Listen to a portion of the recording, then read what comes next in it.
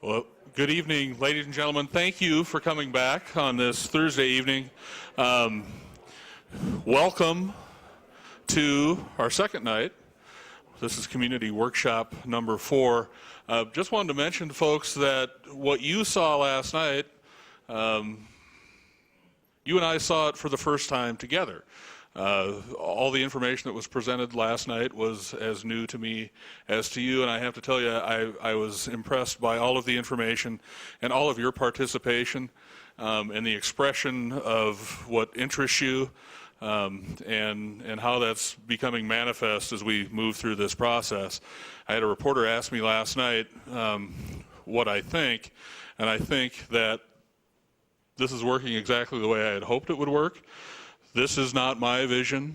This is your vision. And in fact, I haven't been interviewed lately for any of these questions. So this is what you're coming up with collectively, and you're doing a terrific job. And I really appreciate the level of thoughtful participation from all of you. And again, we don't all have to agree, but the fact that you're agreeing to participate and be part of this process is really meaningful, and it's part of what Missoula is all about. So thank you very much.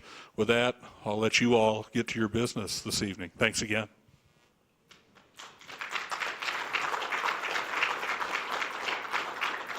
Note to self, remember to interview the mayor more often. Good evening and welcome to the end of the intensive portion of this West Broadway Corridor Charrette. I can see a lot of familiar places, so a lot of you were with us last night, and we talked about alternatives. Tonight we tried to take some direction from you and work through the day to try and refine what we thought were the best of the ideas that we had yesterday, add some new ideas from you, deep six some ideas that you didn't think were so good, which is what we plan to do, and we'll do our best to try and articulate what we think might be the beginnings of a vision for West Broadway. I'm going to go through slides and try and give you some specifics, and those of you that were here last night, if the first few slides will be familiar, but then there will be quite a few that you haven't seen. And try and talk about this vision. I guess and in part of that, I'm going to summarize your feedback from last night. I would say the strongest feedback. The other thing that happened is after we had the meeting last night, and the team went out and went to dinner and talked about what happened, what did we hear, what does that mean, how the heck are we going to get to tomorrow night. Then we met with our steering committee first thing this morning, and then with a technical advisory committee of government staff people who have to implement whatever it is we cook up, and got their feedback. I would say that the additional feedback we got from those meetings, which you all didn't see last night, was I think you're on the right track. We need more specifics. We need more specifics about transportation management and traffic in the corridor, and we need more specifics about implementation. So we're going to do our best to address that tonight, be a little more specific. I think we had good direction on the long-term vision, and I hope what I say in the next few minutes will feel to you that were here last night like we were listening. But then we're going to spend some more time on where we go from here. I would again say, as I did last night, that it is not our objective at this stage in the process to try and solve specific intersection issues. We are going to talk specifically about how you might design the street and design the lanes and other things as you move forward in the future, but we weren't asked to redesign the street in this phase of the process. So I'll tell you, we're not going to do that, and I hope you'll stay out of the kind of intimate details of that tonight, but let's talk. We're ready to talk about how many lanes, how wide the lanes are, what the character of the street is, and so I think we're going to get more specific there, but I want to try and stay the long-term vision, and we got specific instruction from the steering committee and the technical committee this morning that if this team, can help you figure out where you're trying to get in 10 or 20 years, that may make what you ought to do in the next 6 months or 2 years more obvious. So that's kind of where we are, and I hope that we deliver the detail that some of you were asking for last night.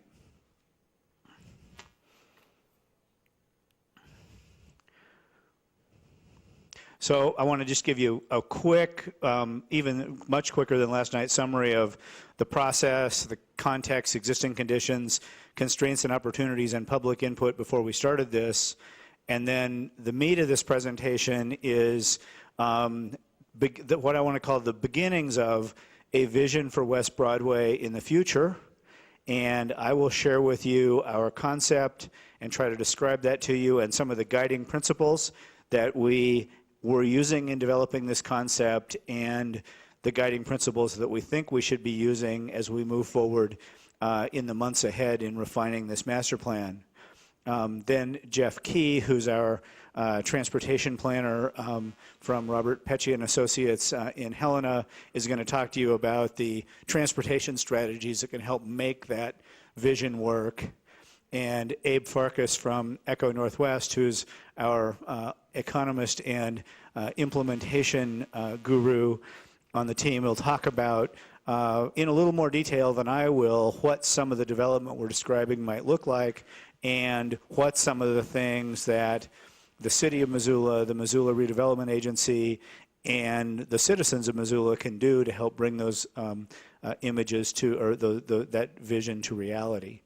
At that point, we'll be open to your feedback and encourage you to give us at least as much trouble as you gave us last night. Everybody, the biggest feedback we got last night was how civil the whole meeting was. So let's see if we can do that again. That was fun.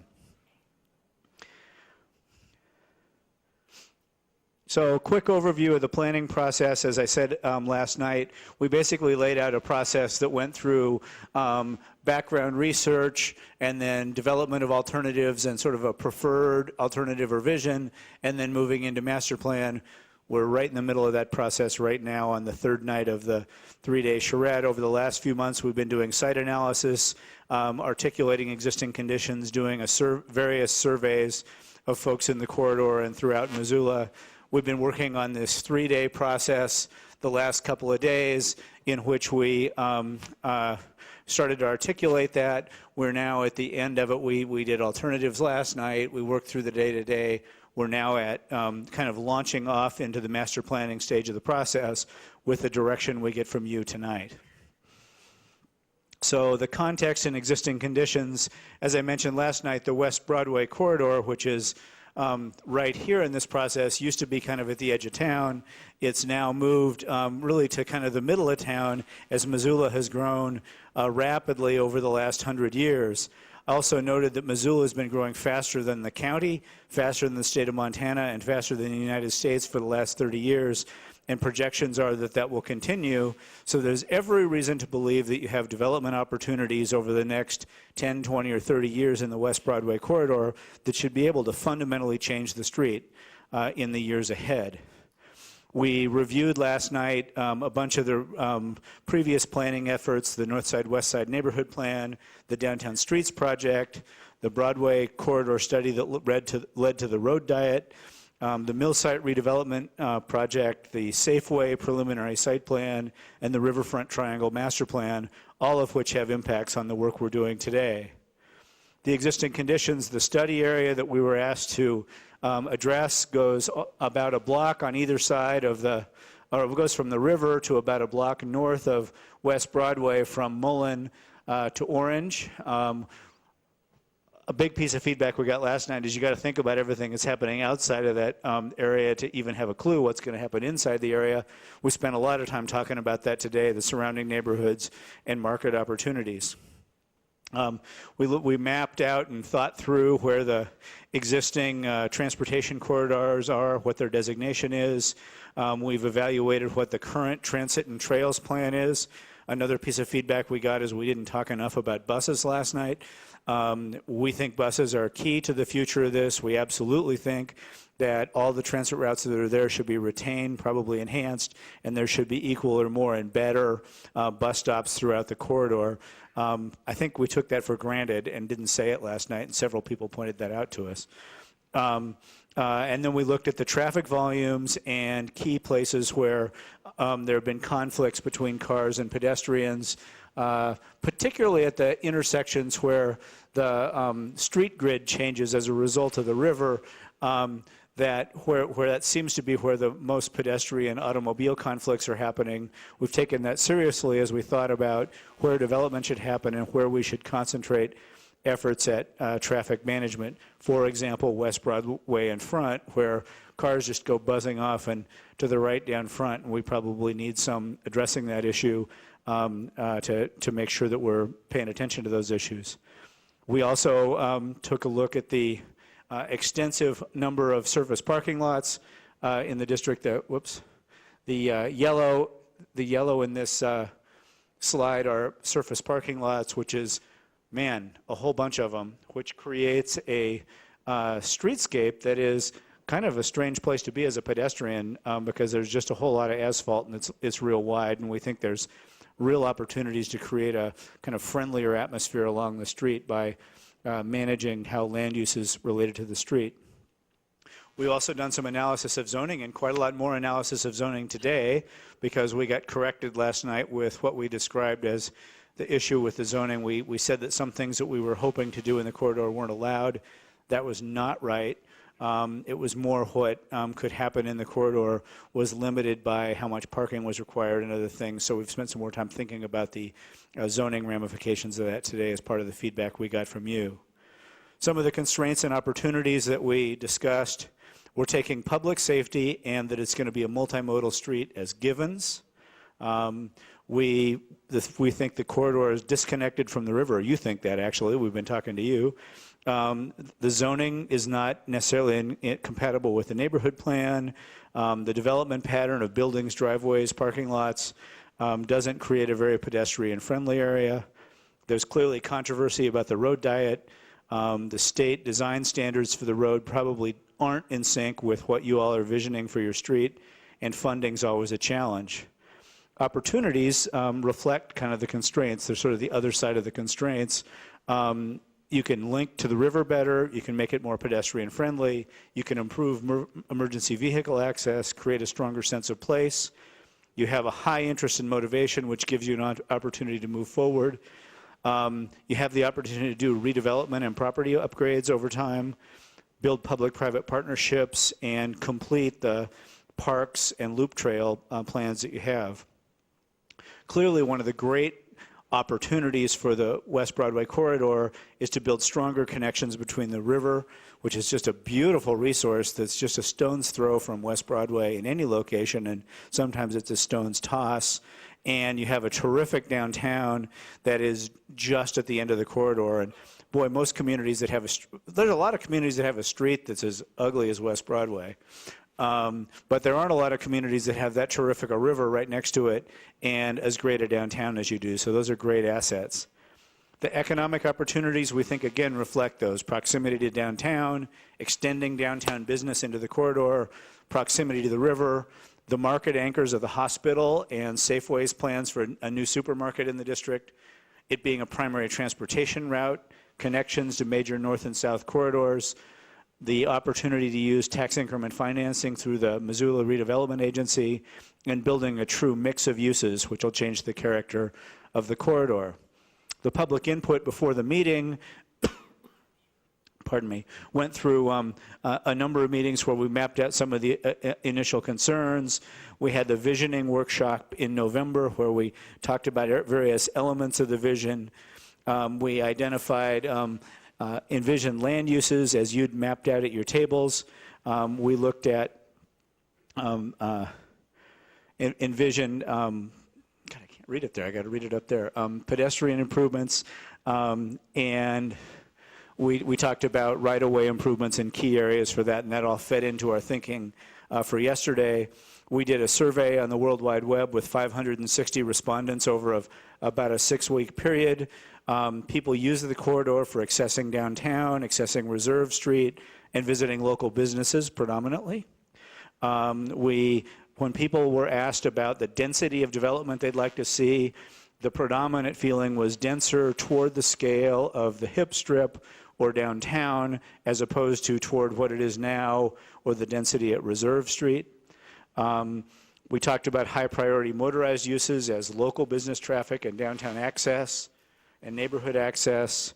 We talked about priority functional improvements as pedestrian crossings, personal safety, and vehicle safety as the primary concerns. The high priority motorized uses as that slides in there twice. Priority streetscape improvements are plantings and landscape medians. The most appropriate bicycle facilities, strong support for an off-street bicycle path. There was confusion about that last night. We got a number of feedback. Clearly, most of the people that we've heard from would like to see an off-street bicycle path, and I think it's fairly obvious that people think that they'd like that to be along the river. I don't think that necessarily means that bicycles should be moved off of West Broadway, that there shouldn't be bike lanes on West Broadway. And we had a lot of question about that last night from our feedback. So I would interpret this as saying an off-street bicycle path is a high priority, and we need to think about bicycles using West Broadway as a transportation route as something we need to reckon with. Intersections needing the most attention, this isn't going to surprise you, Russell, California Tool, and Orange as key places. Pedestrian crossings needing attention, Tool, California, Russell, and Front. We also did interviews with a number of stakeholders who were primarily businesses in the area. We had 17 interviews and asked them some key questions. Strong support for the riverfront and trails, access to the river and open space, beautifying the corridor, more and better landscaping, more and better lighting, some uncertainty about pedestrian safety improvements and denser pedestrian scale development, meaning we clearly need to be clearer about those things so people can understand how they feel about them. The community vision meeting identified a lot of word vision for the West Broadway corridor, but we wrestled with this today. We really think we're trying to do all of this. The West Broadway corridor will be a safe, vibrant, and attractive multimodal transportation gateway to downtown Missoula, framed by and serving a dense mix of pedestrian-oriented residential and commercial development. All users will have access to a well-planned mix of destinations, including businesses, residents, the Clark Fork River, trails, and open spaces. A well-lit and landscaped West Broadway will give priority to those accessing local businesses and residences.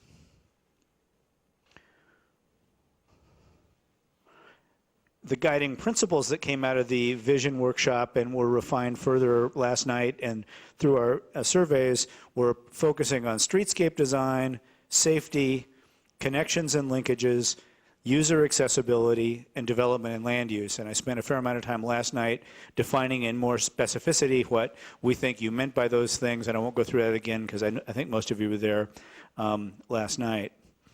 So we looked at some alternatives last night. We looked at the idea of extending downtown into and through much of the corridor.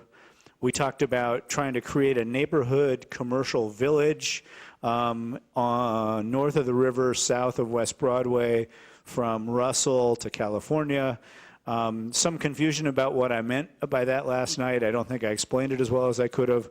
We were definitely trying to suggest a pretty serious shopping center development in that area with national chains and things. We think we got a lot of feedback on that one that people really responded to the idea of they wanted businesses in the corridor that really serve the surrounding neighborhoods. I think there was less certainty that people wanted a major development that would cause a lot of displacement of existing buildings and businesses. So we tried to focus today on the message that people really like the idea of neighborhood serving commercial business, and maybe not so much the idea of the big center.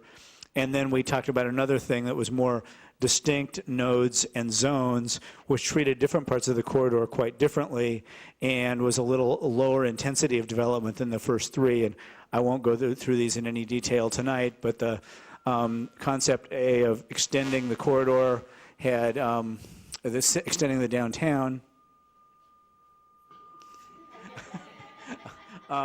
had sort of the area to the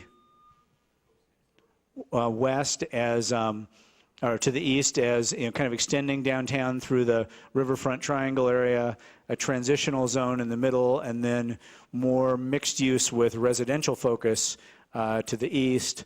The scenario B had the riverfront triangle development, pretty much the planned development with the Safeway and the hospital, and then sort of a mix of housing development here, and then this sort of major center that I talked about here at basically at the corner of Russell and West Broadway.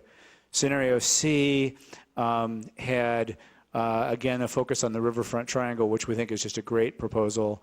We called this area sort of green view, where we didn't worry so much about what happened on the north side of the street, but really concentrated on development of the riverfront. And then a more mix of uses, lower intensity, neighborhood serving to the east. After reviewing those and having considerable discussion last night, you scored them on some score sheets. We got a lot of feedback that the way we set up the scoring system may not have been perfect. We acknowledge that. We did the best we could on the time we had. But you rated each of those scenarios based on how it related to streetscape design, safety, connections and linkages, user accessibility, and development and land use. After the meeting last night, over the evening, Aaron, who presented that data, went back and, with a little bit more time, tried to normalize the data, since not all of you answered all of the questions, and we tried to get it not just to be which one got more answers, but what was the average score in each one. The result of that was not a big change, but scenario A came out the strongest on all the criteria. B and C were similar in all of them. C came out notably stronger than B on safety. So we try to take those thoughts into account. If you rank them all together, again, as I mentioned, they were pretty close, and it wasn't very scientific, and not a lot of you understood, well, not all of you understood how the form was supposed to work. So scenario A got the strongest support, but the difference between those may well be within the margin of error of what those things were. So that gave us some sense, and we spent a good bit of time this morning with the steering committee talking about, did we learn anything from that, and what are those implications? That led us to kind of outlining what we thought a possible vision for the corridor would be. And I'd like to walk you through our sense of what we think you told us, some combination of what we think you told us last night and through the previous work, what we think we heard from the steering committee this morning. And I would say the steering committee's advice didn't really change what you all said. We got a certain dose of reality about what's actually possible within the resources and the political atmosphere in Missoula, which helped us kind of maybe tone down some of our highfalutin ideas, but tried to keep focused on the same things we heard. And then we also got some feedback from the technical committee, who said, you got to be more specific about the transportation because it's really important. So here's our attempt to speak to those challenges. So we think a vision concept for the West Broadway corridor has 6 key elements. First of all, the riverfront triangle plan, pretty much as it's presented, should be implemented as a top priority, with very special attention paid to the intersection of West Broadway and Orange, because if you have the notion that people are going to actually walk from downtown into the corridor, whatever happens first has to be real interesting and pleasant, or people aren't going to do it. So every sort of foot of the way in those first couple, 3 blocks is very important. That means a lot of glass on the first floor. It means storefronts that open in and out, and things that are fun to walk by on the streetscape in those areas, and that needs to be critical as the plans for that come together. It also means that you'd be nuts not to really embrace the river through there, because it's the opportunity to really connect into the downtown on the river. The second point is that the redevelopment agency in the city should really focus on public realm improvements. By the public realm, I mean what happens on the ground that the public owns. That means the streets, the sidewalks, the riverfront trails, Other things that's public land. This is stuff that government was meant to do, is finance things like great sidewalks, trees, other plantings, making it a great public space. So we think that should be a priority of the redevelopment agency in the city, is getting the public improvements right. Clearly a top priority, overwhelming all the scenarios, and every time we emphasized it a little more in our description, the scores went up. Green space and river focus are key issues. The people that have been participating here really want us to concentrate on that. And then our sense of what's doable and manageable is beyond that. You've done the riverfront triangle plan. You've made public realm improvements. You've concentrated on the green space. Then with the resources you have, you should be focusing on some key intersections throughout the corridor and really prioritizing some focus of development. You should allow the market to drive property upgrades. I think everybody sort of has a sense that over time, as property owners and business owners are inclined, they'd like to see the properties be more developed, more like downtown, more pedestrian friendly, more neighborhood serving, but nobody seems to want to just go in and clear the whole place and do that. What we want to do is work with people that want to work with us and move those things. So market-driven property upgrades, and then finally, using the resources of the city and the redevelopment agency to seek opportunities through public incentives to make some of those opportunities happen perhaps faster than they would happen otherwise. So we think this vision, 6-part process all working together, the riverfront triangle, the public realm, public space and the river, prioritizing some key intersections, market-driven property upgrades, and seeking opportunities to make those opportunities happen through public incentives. And we identified a number of key urban design principles that we think ought to guide the work as you move these things. You ought to be thinking about every time you have the opportunity to use public resources, which could be money, it could be partnerships, it could be guidelines, it could be zoning. You should be using public resources to seek a wide range of uses, support neighborhood businesses, orient businesses to both pedestrian and cars, increasing residential density and choice, strengthening connections to the river, improve pedestrian comfort and safety, streamline traffic flow, improve bicycle access, provide appropriate parking, animate the public realm, and soften neighborhood transitions. We spent a lot of time saying, God, they can't have 11 priorities. They got to have 4 or 5 because they can't focus. And then we sort of had a big arm wrestling match and decided we got to do all of this at once. So I want to touch on these a little bit. First, you want to seek a wide range of uses that creates a vibrant district. That is, you don't want it to just be commercial or just residential or just auto-oriented or just pedestrian-oriented. You want a real mix of stuff there so that people are there at all times of the day and night doing different things and encountering each other in the civic space. Second, you want to encourage neighborhood-oriented businesses. You've got quite a lot of residents that live immediately north of the West Broadway corridor. Clearly, there's a bunch of you in the room, and you've been here throughout the process telling us you want to do more business in the corridor. That means you need markets, dry cleaners, salons, cafes, other things that serve the neighborhoods that are right around there. We want to make those something we're really trying to encourage. Also, as the mill site development happens south of the river, there's going to be more people that want those kind of services. You want to orient commercial buildings to both pedestrians as well as cars. That means that, you don't look at the back to the street. It's not all just big parking lots, but there's an easy way to get there as a pedestrian. It feels good to approach those businesses as a pedestrian, but it's also convenient to get there in a car. You want to increase residential density and housing choice. That means you don't want just housing choice for rich people or just housing choice for poor people. You want both and a real mix. and you want more people living in the district, which is going to support those neighborhood-serving businesses that you want. So you need to seek out some more of those kind of activities. You want to clearly, strongly, this should probably be number one, strengthen visual and physical connections to the river. Clearly, you have some, but they aren't good enough according to you. You want to improve pedestrian comfort and safety. That's, in some ways, that's how we got into this process. And that clearly needs to be a priority in everything that you do.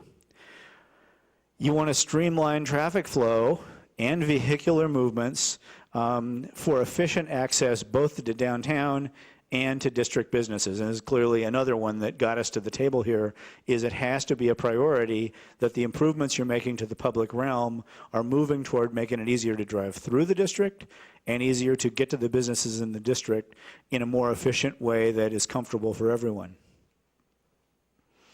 You need to improve bicycle access to and through the district. I think that means both a nice riverfront bike path and managing bicycle traffic on West Broadway. You want to provide appropriate levels of parking for planned uses. One of the things we've heard consistently is there's way more parking, way more surface parking out by the street than is needed to serve the businesses that are there now. And so it's important that as the Parking Review Board is thinking about ways they can help with this process, you think about how much parking do we need for the kind of businesses that we want, and where can we put it that's efficient for cars and doesn't block out pedestrians. We want to create an animated public realm with public-oriented uses on the ground floor. And I think that's, can't overemphasize how important that is that the first floor of every building you can get that has, well, a lot of glass and a lot of people coming in and out, the more fun it's going to be in the corridor and more interesting, and not allowing either residences or offices or bars or whatever just be blank walls, or institutions be blank walls to the street, because it makes it less interesting to be there. And finally, we know it's important to soften transitions between the density that we envision along West Broadway and the lesser density in the neighborhoods to the north. So we need to think about what are the uses on the north side of the blocks that front West Broadway, and they need to be stepping down toward the largely single-family residential scale of those neighborhoods. So we think you need to take those things into account as you begin to seek out a concept for the district that we've begun to illustrate here. I know you won't be able to read this whole plan here. The same drawing is back there on the wall to my right, your left, and we'll welcome you to spend some time with that later on and answer questions. But let me try and describe this concept moving from the downtown, of course, is over here to the east of the district. Clearly, the intersection at Orange and West Broadway is critical to this notion of extending downtown into West Broadway. We think it's essential that great attention be paid to that intersection, which is both a high traffic volume intersection and a very strong key to making this work as a pedestrian node. You're going to have to, we really encourage you to seek out businesses on all four corners of that intersection that have storefronts facing the intersection, are built right up to the street. It feels like the best corner in downtown Missoula, and it's a nice place to, even though you got to walk across a fairly busy street of Orange, you want it to really move its way into the corridor.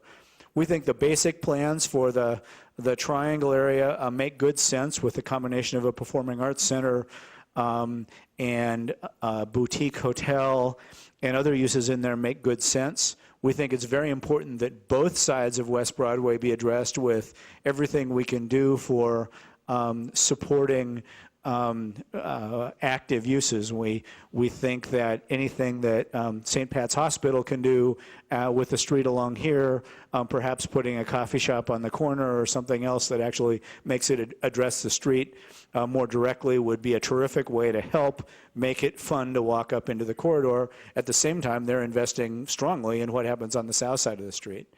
And I also mentioned before, we think it's very important what happens along the riverfront here, and we want to make sure that that's a top priority as that plan moves forward. Moving a little bit further to the west, there is the existing Safeway site. We think ultimately, if the plans all go through as planned, St. Pat's that may end up with that property, and we hope that at the right time, they'll build the new facility they need there right up against West Broadway with a very active face facing out to the street and put parking or other services behind. We think there'd be a great opportunity to work with the ownership of the Red Lion to make that a bigger hotel serving St. Pat's and other parts of the neighborhood that has a stronger front to the street and helps activate the street. We're delighted to see that Safeway's coming into this area. We also think it's very key through this place where West Broadway basically fronts right on the river, that everything you can do to make that a spectacular view for cyclists, for pedestrians, and for drivers is really good, because that's a real place where you can see, you'll see the whole mill site redevelopment, you can see the mountains in the distance, you can see the ball fields over there, and the lovely river that's there. So the views are very key there. We absolutely think it's essential that you increase access to and utilization of this island. We see it just as a park, but we see it as a very important investment. Currently, there's not really very good access. We think a couple of footbridges would make great sense. If funding can be found for another pedestrian bridge somewhere in this area across the river, that would be terrific, especially as the mill site redevelops down here, and you have more reason for people to want to go back and forth, and as somebody said this morning, talk to each other between those neighborhoods. We think we should make that as easy as possible, and we think of that as a pedestrian connection. We think the zone basically from the railroad tracks to, which are there, to basically all the way up until Russell should be thought of as a neighborhood commercial village. That is, we think it's not as dense as downtown, the buildings aren't as tall, maybe they're 2 or 3 stories, and they're pushed up facing the street. They're providing those opportunities. As owners are ready to reinvest in their buildings or in new buildings, that can be strengthened. And we think there are some key intersections along there. We think Burton is one of them, and we think there are probably some others. Tool is another one, where we think development can really help shape a more active and vital environment. Especially at Burton, we think you have the opportunity to build up to the corner on at least 3 of the 4 corners there with storefronts, and we could create a node there which would make it logical to have a signal there that was timed with the signal at Tool, and that make that a much safer crossing and a much more interesting corner that actually felt like a beginnings of a gateway into the district. We think there may be other opportunities for that in this area. We see between this neighborhood commercial village, which would be some mixed use, we think riverfront residential that takes advantage of the beautiful views of the river there, with a mix of uses of various home, either ownership or rental and price points. Capitalizing on that would be a great place to live. We definitely got a lot of support for the idea we put out last night about making sort of a major park and takeout facility for rafters and canoers and stuff right at the California Street Bridge is a great idea, both sides of California Street. We think that's a real nice idea. Clearly, the intersection at Russell is a key issue, and the design of that intersection as you move forward with improvements to the Russell Street Bridge will be very key. Our sense, not everybody wanted to hear this, but our sense is the nature of West Broadway is probably going to stay pretty auto-oriented to the west of Russell. However, there's some kind of terrific trees and stuff out there, and we think that could be augmented on the other side of the street and could be made a pleasant place to drive through as a kind of major entrance to this urban village that's the beginnings of central Missoula. We think all along the north side of this neighborhood commercial village, special attention should be paid when properties here change hands or are improved, that it should be mostly housing that should be stepping down from the density along the corridor to really when you get to the street to the north, which is Tool and I'm not sure the names of them. It should be stepping down, so when you get to the single-family residential that's there, it looks friendly to be across the street. Anything else? So moving forward, we want to talk about, so I gave you a sense of how we think the district ought to evolve in the years ahead, And now Jeff's going to give you a sense of what some of the transportation strategies that can support that are. Great. Thank you, Brian. Good evening, everybody. I'm Jeff Key, and I'm probably the man of the hour right now. So I'm very pleased to be speaking right now. I'm going to start off with just this bullet slide. And this is what we heard, what I heard, based on some follow-up comments last night, based on some written comments, and based on some of our meetings this morning. Right off the bat, this was fairly prevalent that traditional traffic analysis may not be appropriate. And that's a hard vision for me as a traffic engineer, because I have big manuals that tell me how much traffic is related to a certain type of land use. And so I think a real prevalent comment was that, with what we're trying to create, with the mixed development and the mix of land uses, the traditional methodologies may not be working. And I acknowledge that point is very good. There obviously is a desire for things like internal capture between uses. If you live in an apartment, you walk down the street to a grocery store, and then you go back to the apartment, you've just removed an extra trip that traditionally we would say you're driving to that grocery store. The trick is how do we incorporate that internal capture, and how do we reduce things like mode share in this process? And it's very, very difficult with the process we're doing right now. I think your upcoming transportation plan is the legitimate place to dive into that in great detail. But the fact is we have to be sensitive to that. And so we're hearing that loud and clear, and as we go from this point forward, we're going to try to address that the best we can. The second comment that I heard was regional travel network implications are paramount. We had some discussions last night about, well, what's going on at Mullen and what's going on out here that has a huge impact on what you guys are doing. And the fact is you're right. And again, it's a implication that does need to be addressed, but we don't have the tools to do it right now. So when we talk about traffic volumes, and I'm going to talk about that in a minute, it's really more of an order of magnitude or a sensitivity type analysis. Obviously, you change the land uses, obviously traffic volumes are going to increase. I mean, that's intuitive. Any reasonable person would, I guess, acknowledge that. How much those volumes increase, that's the big unknown right now. I don't think we can pinpoint that over a 20-year planning horizon. I don't think we can pinpoint that over a 10-year planning horizon. But the fact is we're going to have traffic volume increases. And the fact is, between the three scenarios and between what we're presenting now, they're going to be different, but how different are they going to be? It's going to be, an order of magnitude. So we're recognizing that, and I think the community, through the transportation plan process, has the opportunity to dive into that in more detail than I can do sitting there at a desk in a day. And then lastly, it's difficult to predict that exact traffic impact without the regional implication. Things like Russell Street, things like Mullen Road. It's hard to come up with exact numbers, and people are asking me for exact numbers. Tell me the volume, and can we accommodate that on a 3-lane roadway? That's what people are asking me. So I'm going to try to address it the best I can with a little bit of, I guess, gray area, just because I don't have that answer. So here's the big one. Show us potential road sections. We got a lot of comment that we're visual. A graphic's worth 1,000 words, and we need to see pictures. And, show us some options. And that's what I'm going to attempt to do right now.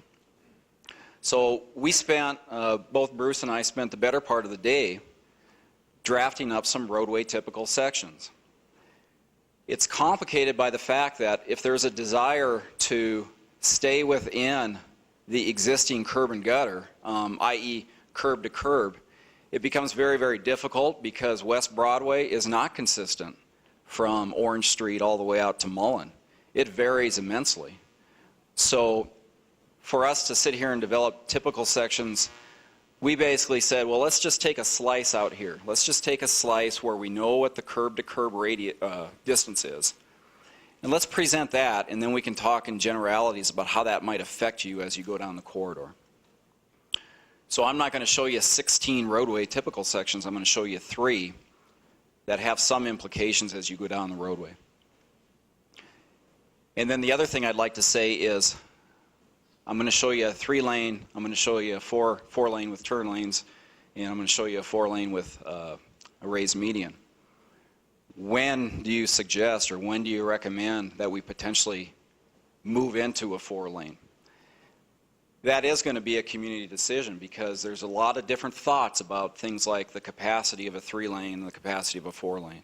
I think the community, as it goes through this process and as this vision is realized, it's going to be paramount to really keep a good track of those volumes and how they're developing.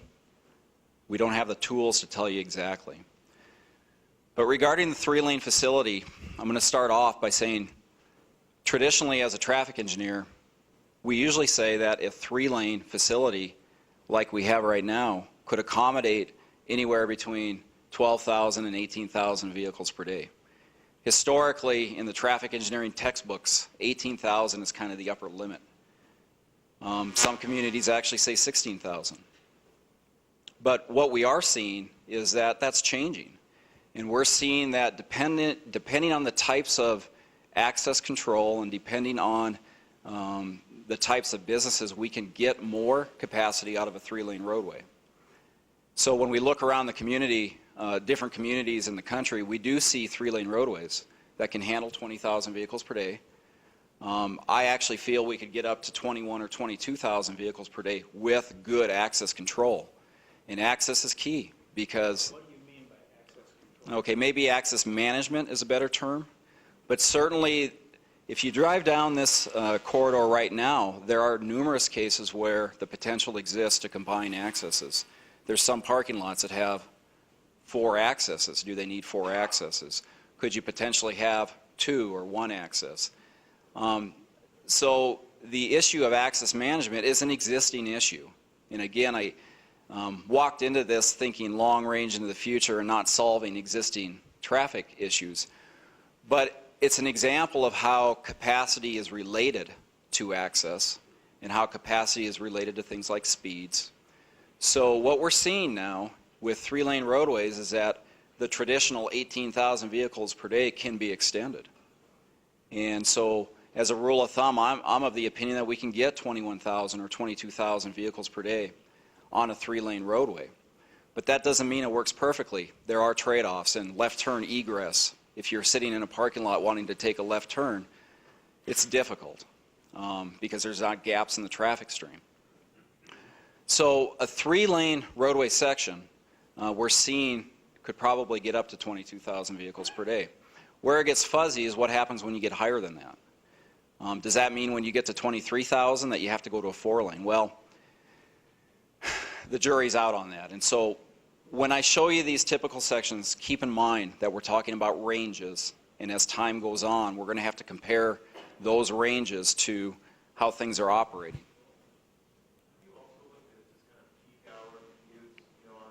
Yeah, okay. Yeah. So the question was, do you look at peak hour commutes? Because right now you're talking a 24-hour period, and the answer is no. I'm not doing that with this type of process. That is much more of a technical traffic engineering analysis. And for example, the previous corridor study that was done back in 2001, 2002, that was very much a very technical traffic engineering type of analysis.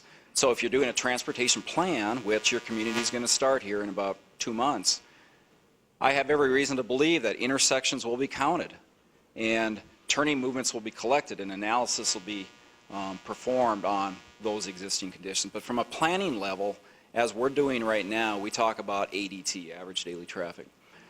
So keep in mind that as of about 11 o'clock today, we were diving into developing roadway typical sections, realizing that that was what people wanted to see, some people wanted to see. So if you see a little error on it, keep in mind that we just did it this afternoon. So right off the bat, you have a current roadway configuration, and this roadway configuration shows a 72-foot width from curb to curb. So what's the magic of 72 feet? Well, that's basically the width that you would find from this point going down towards Orange. You don't have 72 feet the whole way. In fact, there's some areas you have 62 feet. There's some areas you have 64 feet. There's some areas you have 68 feet. But again, this is a slice that we developed right here. So your current roadway configuration is generally governed by federal roadway standards. Right or wrong, if a roadway is on a urban aid system route, there is a set of standards that our communities comply with. Now we see in very dense urban areas in Portland, Seattle, places like that, if it's not on the urban aid system, then we can get away with narrower types of facilities. But what you have right now is you have a 14-foot center turn lane, you have a 12-foot travel lane, you have a 5-foot bike lane, and then the difference between there varies. As you drive the corridor, you have 8-foot parking, sometimes you have a bus pull-out, sometimes you have more. So under the current configuration and basically the way the buildings are set, in the future this is something that, you know, would be a 3-lane section, with the exception that we would presumably like to move buildings up and create that sense of an urban district. But with a 4-lane section, and again remember that the range that I'm suggesting for this would be anywhere on the order of up to 21 or 22,000 vehicles per day. And that's contingent on types of access control. And then what we decided to do is, you know, let's pick this section out here and just kind of show a sensitivity analysis of what would it be like if you put in a traditional 4-lane. When I say traditional 4-lane, I mean complying with federal regulations, the lane widths. Actually, we do have some latitude with lane widths on a principal arterial, which is what this roadway is, in that if you had a multi-lane facility, you can do things like the inside driving lanes can become 11 feet. The outside driving lanes have to be 12 feet. The minimum bike lane is 4 feet, but we're showing 5 feet here just so it, you know, all adds up to 72, and then an 8-foot parking lane. This is kind of a traditional 4-lane section. Now, if you wanted to stay within the curb and gutter all the way along the corridor down to Toole Street, you would not be able to fit that section in at certain areas, okay? But this section, I guess, would be probably a version of what you had before, maybe before the conversion. I mean, I haven't looked at that, but I'm guessing that this is essentially what you had before from this point on. And there's obviously, you know, caveats and issues with this section regarding pedestrian safety and things like that. So what we're suggesting is that there is another option, and there's what we have referred to as a potential section. I guess we would refer to this as kind of a livability, accessibility type section. This section is very similar to a section that was proposed with the Riverfront Triangle Plan.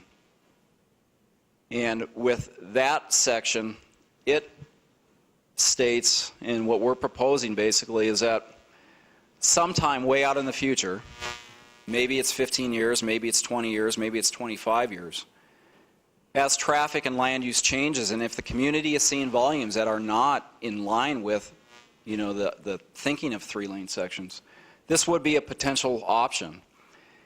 There are constraints with it, but we decided, you know, let's throw the constraints out the door. Let's throw out the constraints of federal regulations. Just whether or not does it make good sense.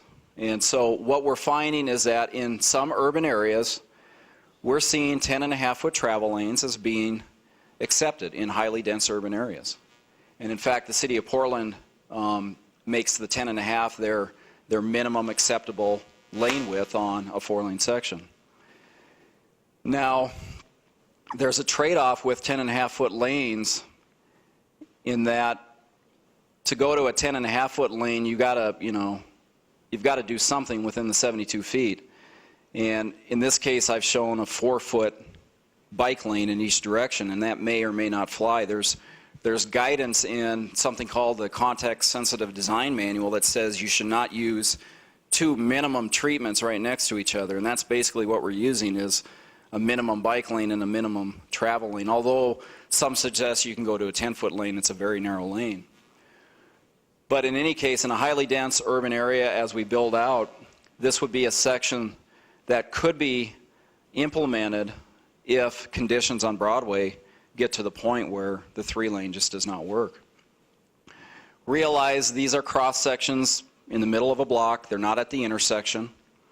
And certainly when you get to intersections, funny things happen. Things like transitioning. You have to transition to left turn bays, for example. So even though this is a cross section in the middle of a block, at an intersection typically what happens is you use the median area for your left turn lane. You lose parking very close to the intersections, so you have the width to transition to a median. But this section is a section that we see a lot. I mean, it's a section we see a lot in the context-sensitive design manual, which is, trying to look at things from a different perspective. We see the section in the southeast, we see the section on the west coast. So keep in mind that for a long-range vision, assuming that the constraints of federal, widths aren't on the, an issue, this might be a reasonable section. And it's very, very close to the section from the Riverfront Triangle. So the caveat is that as you go down Broadway to Toole, you have to decide what do you do, because there's a 64-foot back of curb to back of curb width. So do you try to manipulate this section and narrow it out and lose some features? Like, would you lose a bike lane? And I don't think that's a good idea. Would you lose parking? Maybe. But the other thought process would be, if you're trying to look at a clean slate 20 years from now, let's not let the curb and gutter line define what we do with a roadway section. And where we're going with that is that if this is a good idea, and if this is where the community wants to head in a 20-year horizon, maybe you try to replicate this section or some version of it all the way down the corridor to Toole. It's really a gut check decision about what the community is willing to do. I think to date, focus has been on existing curb to curb. How do we improve pedestrian safety? How do we do all that business? But over the next 20 years, times are going to change and traffic volumes are going to increase, and you have to try to balance the community desires with transportation and pedestrian safety. I like medians. They provide a refuge for pedestrians to wait. I like the 3-lane section. I mean, I'll tell you straight up, when I drive the roadway, I like the 3-lane section, but I do know that it causes issues with access out of parking lots. I do know that.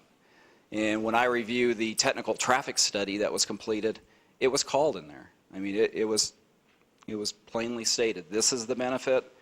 This is some potential adverse impacts, and we're realizing that. So those are these 3 sections, and we came up with these and drafted these over a period of the last 4 hours. And keep that in mind as we go through questions later on. So, and then I also wanted to touch on, farther back here that I missed one of these bullets, is that show us potential road sections. And so that's an attempt, and by gosh, there's probably 50 potential road sections. We just grabbed 3. But we are also charged with the task of, the existing transitions aren't working very well. On Orange Street and on Russell Street. Give us some guidance. What can we do about it? I don't have the answer to that right now, but I understand the problem. And as I explained, I think to the team what I think the problem is, I think that might help us, get to an answer, hopefully. But let me show you off this other graphic, this last graphic. My gut feeling is that Toole Street, which is up here at this existing signal, for the local people, that if you get caught in that inside left lane, the odds of you merging over are pretty slim. My gut feeling is that's what's happening. And so some of the criticism that I've heard about the existing situation, this is what I've heard, and I haven't sat out there and studied it and counted cars, but my gut feeling is that all you local drivers know what's going on, and because you don't want to get trapped on the inside lane, you're sitting in the outside lane. That's my gut feeling. And because of that, we have queue lengths that are causing some problems with, some of the folks. But more importantly, we're also having unbalanced queue lengths, and as a traffic engineer, we like to get balance. We like to see balanced queue lengths. But right or wrong, that's the situation out there. And without a really in-depth technical analysis talking about queue lengths and counting cars, it's going to be hard to come up with the exact solution. And I do think it's more appropriate for your transportation plan, because that is a more technical document. But certainly, a gut check or just thinking about it is that the distance to merge is inadequate. If you're caught in the inside lane and based on the traffic volume, you just can't get over. So some thought would be maybe you push that distance longer. But I think from a long-term vision point of view, depending on how a 3 or 4 lane develops, that might take care of itself. But certainly, and this is a big one, and I don't have the graphic to show you, but you know, the Russell Street intersection proposed under the EIS that's currently going on, it's a large intersection, and it's really gonna affect traffic volumes. I mean, there's no doubt about it. So I think this technical detail analysis is going to be difficult with this Broadway charrette that we're doing, but I think maybe we can plant some seeds about how you might go about fixing this, and you know, that's the best I can talk to that right now. It's a very big intersection, and you know, we are tied to the lane widths, right or wrong. We're tied to lane widths because it's on the federal system. But I think there's some things we can consider about the islands and maybe the turning vehicles to help affect the radiuses. So I apologize that I don't have a graphic for that. I just don't have a graphic for it. So anyway, we heard that loud and clear, is that this transition isn't very good. I think like I said, for the locals, you know what's going on. The person from out of town doesn't know what's going on, and I guess the only way you could probably satisfy that would be with some better signing to say, you know, instead of having the signing over in this area about, you know, what you're about ready to get trapped into, you know, maybe you push it farther back. But that really caters towards the out-of-town person. I mean, that really caters to a guy like me that is coming into town and I get trapped. So that transition and then this transition, you know, in the short term under existing conditions, I don't think that this works very well because it's the same kind of trap, is that you don't realize that you're having a lane drop until you're half a block from the intersection. So I acknowledge that. I realize that that's an issue. How we solve it in the short term, we're going to have to look at. Maybe it's a signing issue. But I think in the long term, you know, depending on how that corridor goes, you know, if it's a 3 or a 4 lane, you know, that would kind of dictate how that thing gets solved. But we do recognize that this is an important node, and you know, we could show you probably pictures of a similar intersection that has, you know, building storefronts and colored concrete, curb bulb outs, although there's not really much opportunity for curb bulb outs at that one, maybe at one location on the intersection. So, you know, I heard that there's some existing transition issues. We'd like you to look at it. I don't have the answers right now, but we're going to look at it between now and then. And then lastly, you know, we're showing things like traffic signals along here. We're showing Burton to be an important node. You know, and people are going to say, well, gosh, I've been trying to get a traffic signal there forever. You know, why are you guys saying that you can put one there? And again, it was part of that discussion about, you know, one pedestrian doesn't satisfy a warrant, but many pedestrians do, and many changes in land use could probably generate it based on traffic. And as we think of spacing traffic signals along a corridor to kind of mimic a downtown, that is a long-range vision. We're showing these traffic signals. We haven't quite concluded whether a roundabout would be appropriate or not in any location. Roundabouts are great for traffic flow, but then we do see some issues with pedestrian crossings. So I've heard roundabout. I don't think we've really decided whether or not that's going to work and meet all of our objectives. Toole Street, I don't think is a really good intersection for a major gateway as well. So anyway, that's all I can say right now. I know you're going to have questions, and hopefully I can get out of this room in one piece tonight. But I think our task was these typical sections. So this is the best I could come up with at this time. Thank you, Jeff. Jeff's been feeling the pressure about that presentation. And so we're coming up toward the end here, but the other issue is how do you get all this done? Because we've shown you, you know, a colorful map with a bunch of ideas. We've talked about things you ought to do, and here's Abe to tell you how to get it done.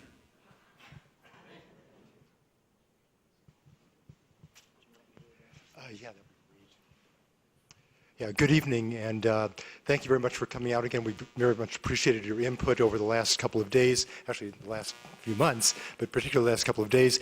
I understand we're competing with a home Grizz game. Thank you for staying. And I wish our briefcases, instead of being filled with computers, were filled with money. We could solve this problem, but it's going to be a little bit more challenging than that. What I've endeavored to do this evening is do a little bit of background work in redevelopment. Yesterday there was some discussion about land acquisition and various financing programs, and thought it might be good to just do a little bit of background work about how redevelopment generally works, then get into, from that, trying to address implementation strategies for three different sections that have been discussed. First, we want to talk a little bit about the triangle area. Second, we want to talk about the west of Orange area, which I'll define in a little while. And then the area even further west, which is the neighborhood commercial area. Just give you some ideas about how to move forward in a collaborative public-private partnership effort. So first, redevelopment agenda. When cities such as Missoula or Bozeman or Boulder, Colorado, or Portland or other cities put together redevelopment programs, they usually have goals. These are the kinds of goals that redevelopment entities will enter into.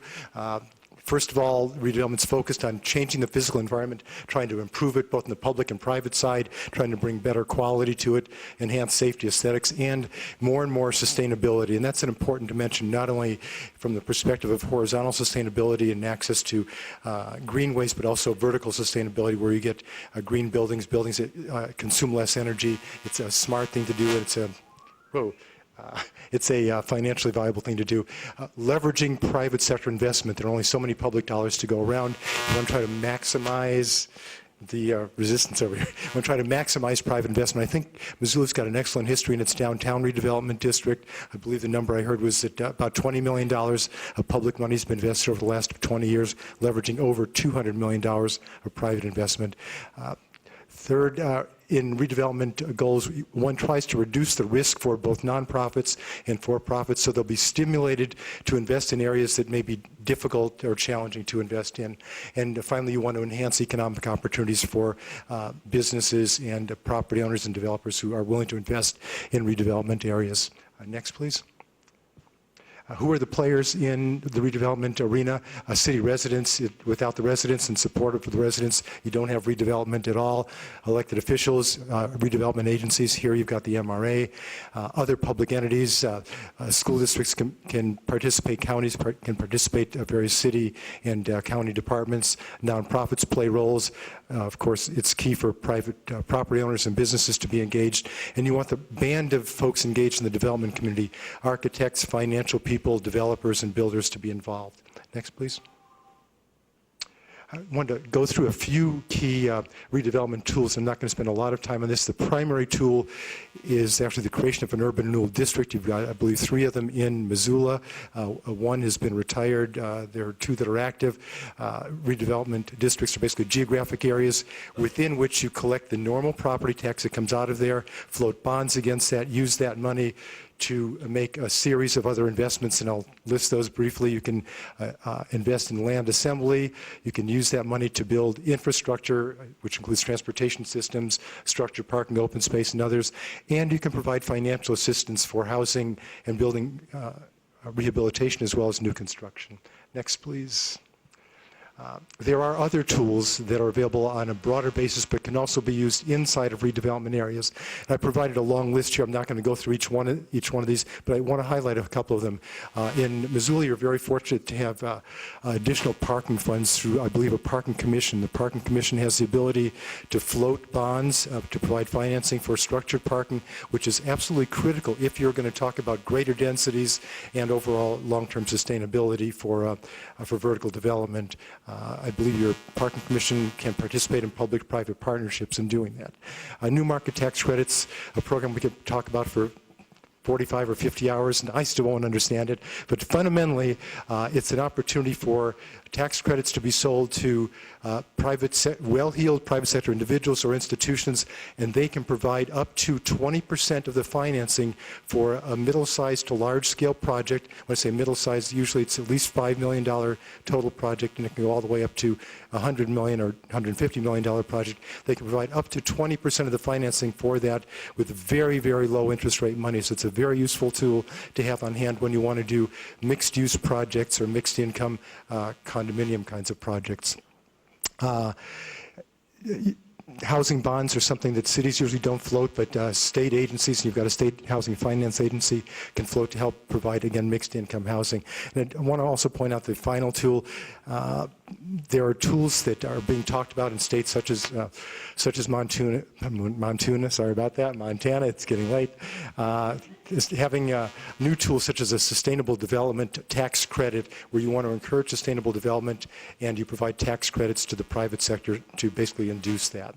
And I'll be glad to answer questions about these other tools later on. Okay, you've got a little bit of background in redevelopment and tools. I think you got this 6-minute version. You're all ready to be redevelopment agency directors now. In terms of moving forward on the agenda that was laid out previously by Brian, there's the vision that you've been trying to craft now for the last several months. There are various ways to go forward on implementation. I'm going to basically walk you through one possible alternative. Prior to getting into that particular alternative, I think it's important to realize that in moving forward on either this alternative or others that you may want to choose, there is the reality of limited public resources. So part of the agenda here is to try to, again, stretch those and leverage those, taking into consideration realities of the market. It's important when you're doing redevelopment to try to push the market a bit, but it's very, very difficult to totally convert it when there's no market to create in a flash a very vibrant market. Very important also to recognize that you often need a framework for a geographic area to try to figure out what kind of development will go on there, what will happen to the public realm, and what are the possibilities, what are the goals in the private realm. You don't have to be absolutely explicit, but it's important to try to provide a range and some targets, and we'll see a little bit more of that later on. Because of limited resources on the public side in particular, it's important to choose your catalytic sites very, very carefully. You want to try to identify the placement of those public dollars in stimulating sites that can then stimulate private investment is very nearby, and create as much energy on the ground floor as you can, and as much activity on the upper floors, whether it's with office or with housing. And then finally, you want to push public-private partnerships. Again, limited public resources. The private sector sometimes is not very willing or able to take risks, so you want to reduce the risk for the private sector and generate public-private partnerships as much as you can to move your agenda forward. So first, let me talk about the Riverfront Triangle area. You've already got an existing plan for the Riverfront Triangle. We think it's a very healthy mixed-use plan. Brian went over a little bit of that earlier. We think there may be an opportunity for you to modify that somewhat. Sustainability, I believe, may not have been initially a part of the plan, but there could be an opportunity here to really do a demonstrable project that is highly sustainable, and this is something for you to grapple with as a community. You also may want to take another look at densities. Our understanding is that the zoning in that area does allow you now to do about 40 units per acre. As your community gets denser, you may want to increase that to somewhere around 60, 65, maybe even 70 units per acre, and I'll show you some slides later on to give you a physical image of what that looks like. But having greater density does support that ground level activity. It creates a safer environment. You've got more eyes on the street, more vibrancy, and greater economic capacity. The resources in that particular area, in the Riverfront Triangle area, do need to be clarified. You've got a couple of very, very potent players who own considerable land there. St. Patrick's Hospital, I think, owns, I believe, 2/3 of the area. The redevelopment agency owns a key site. There are also a couple of private owners. It'll be important to meet with the private property owners to discern what their interests are, to see if they're interested in partnering with you, if they're interested in moving forward with the sale of their property. Important to meet with the community again to make sure you're solid on your goals and potential tools, as well as developing a realistic phasing plan. You're not going to be able to build that area out overnight. And a key tool to potentially consider, since there's so much control by two large entities, namely the redevelopment agency and St. Patrick's, is the potential of issuing some kind of request for proposal or request for qualifications to developers to solicit their ideas for phased development in the area. Our sense at this point is that it may take 18 to 30 months in the pre-development mode, and another 4 to 6 years to go through build out there. And that's a very ambitious schedule given the acreage that you have over there. Next, please. This is taken directly from the plan that you have in the area, which I believe calls for a mix of uses that include structured parking, boutique hotel, housing, very active ground floor. And again, I'd underscore Brian's point to try to not only orient the retail toward the Broadway side and the front street side, but also pay very close attention to the riverfront area. Next, please. The west of Orange area, for the time being, woo. It's kind of, I think, how we feel at the end of the day. You can have naming rights later on. It's all right. This is not banded. Here, our suggestion is you'll want to refine a framework for the development area. Identify what the boundaries are. Our sense is that you're looking at an area probably at least from Orange until the other side of the Red Lion Hotel, which is where the railroad tracks currently are. So you've got a number of blocks to work with on that side of the street. And again, in the framework strategy, you'll want to deal with issues like density, the kinds of uses that are possible in the area. There's obviously the hospital that owns a considerable footprint. You'll have medical uses in the future, but can you put active uses on the ground floor facing West Broadway? How does lodging fit in? You've got a large motel there already. Can you reconfigure that site? It's a very large site, so you can go up maybe 4 floors or 5 floors and potentially even top that with a layer of condos. The potential views are actually remarkable. Activating the ground floor would be a very strong asset in the area. And then you need to deal with, I think, both affordable housing as well as market rate housing potential and infrastructure. Again, trying to identify what your tools are. On the public side, there are a number that can be brought to bear. Various loans that we identified earlier in the range of tools, whether they come from tax increment or block rent or some of the other tools that are available to you. Very important to meet with the property owners to try to, again, to discern what their interests are and what their options and opportunities are. Meeting with the development community to see what kind of risks they're willing to take and what would induce them to build with greater density and robustness, as well as, again, sustainability. Use your public tools to stimulate that higher density and sustainable development. And from our perspective, this is a 12 to 24 month pre-development area, pre-development work with phased development potentially over a 5 to 7 year period. And again, that's relatively ambitious, because you do need to pay attention to the ability to absorb housing units, to absorb retail, and so on. This is one image of Gresham Crossing. This is about 1.5 acres in Gresham. Gresham's a community about a little bit bigger than Missoula on the outskirts of Portland. This is not in the downtown, but it's close to the downtown. In this case, you're looking at 81 units of housing, so about 60 units to the acre, 20,000 square feet of retail and structured parking. The project was very recently finished. In this case, it is apartments over retail as opposed to condos over retail. And next slide, please. This is adjacent to quite a dense environment, given that it's 1 and 2 story of retail activity. I think there are about 200,000 square feet of retail surrounding this. It's one of the reasons it is working well. Next, please. In the neighborhood commercial village area, which is the area between Russell and Burton, it's a very, very large area where we think there are a number of opportunities for you. Here we think, from an implementation perspective, MRA does need to meet with property owners and businesses to learn more about what their goals, opportunities, and concerns are. Develop that framework plan for the area, identifying public and private goals, and you can see a number of them there. It would be very, very important to try to, again, keep a very active ground floor.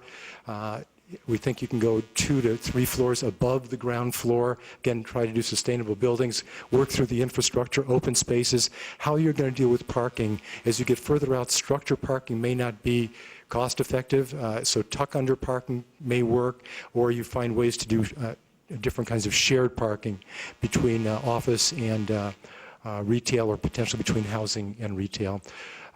We think this is an area where MRA could take a look at a tool that a number of redevelopment agencies have, which is to secure options on key sites that are available. As we drove the area yesterday and today, we noticed that there are a few for sale signs out there. There's at least one surface lot that we saw. I think we went by the old Colonial Motel. It looked very vacant and boarded up. And there are a number of other buildings that you can enter into an arm's length negotiated transaction.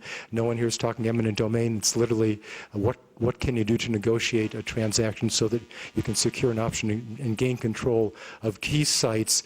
Having that key site control is very, very important in terms of getting the private sector more interested, more induced in building to greater densities. Again, identifying the range of public tools that may be available. There's one tool that we would want to suggest to you. We know the MRA's got a wonderful toolkit already. Some other cities in their redevelopment efforts have gotten involved where they can provide a low-interest loan, very low-interest loan to a private property owner, and that property owner can then use that loan to retain planning and architectural services so that that property owner can then identify and do some preliminary work toward a denser, more vibrant design for a building that that property owner could then identify, potentially lease out upper floors. So it's an opportunity, again, to work with existing property owners. I think in Portland they're called Development Opportunity Strategy loans. So again, try to identify the bundle of tools you have, work with existing property owners and potential developers, and recognize that in this area you're looking at opportunity-driven phasing. The preliminary development and planning work here is probably 3 or 4 years. It's a very, very large area. The actual development is probably going to take somewhere between 7 and 15 years. It may take longer. If you get very aggressive and very ambitious and very lucky and the market behaves itself, you can do it in the 7 to 10 years. Otherwise, it'll probably, again, take quite a bit longer. I wanted to show you some depictions of what might happen in those areas. Again, you've got one floor in this particular project, which is also in the Gresham area. One floor of retail with, in this case, 3 floors of apartments over it. I think there are 22 units here and about 4,000 square feet of neighborhood serving retail. Next. And I think that, I'm sorry? Oh, those apartments, I believe those are mixed income apartments. So again, you're talking about a different city, and I believe the humbler income apartments there are probably $450 a square foot for smaller units, and probably when you get to the market rate, probably in the $800 to $900 for the larger units. But I'll get you more information. This shot I threw in because it's an interesting mixed-use project. It is done in Portland. This is River Place in Portland. This is actually part of a 10.5-acre redevelopment. There are a total of 480 units here, so it's about 48 units to the acre. There are 26,000 square feet of retail.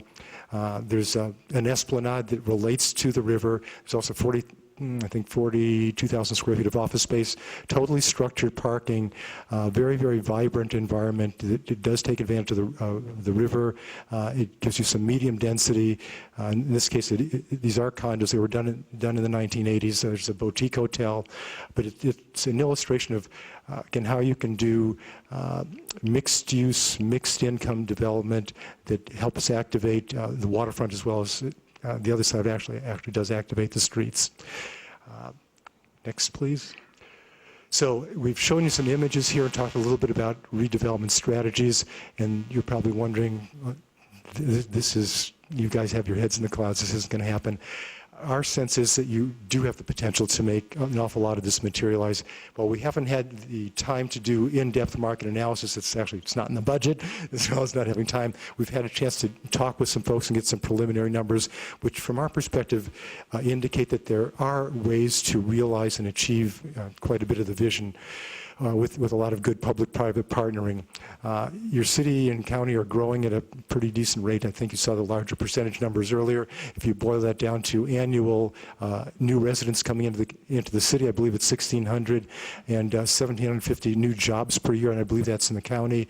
I know those jobs are a mix of industrial jobs and restaurant jobs and office jobs. I believe the last number I saw was that about a quarter of those are actually office jobs. If that's the case, if you're getting somewhere between 400 or 500 office jobs, and you translate that into 4 employees per 1,000 square feet of office space, what that leads to, if my math is right, is that you have the potential to actually add somewhere around 100 to 110,000 square feet of office space per year, which is actually fairly good, and I think it bodes fairly well for your core area and your West Broadway area.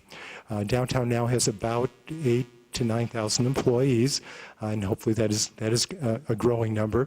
You've got a low office and retail vacancy rate, 5 or 6%, which is usually a good indicator that will lead to the stimulation of more office and retail, and to the extent you can capture a percentage of that growth in the West Broadway area, that would be very beneficial.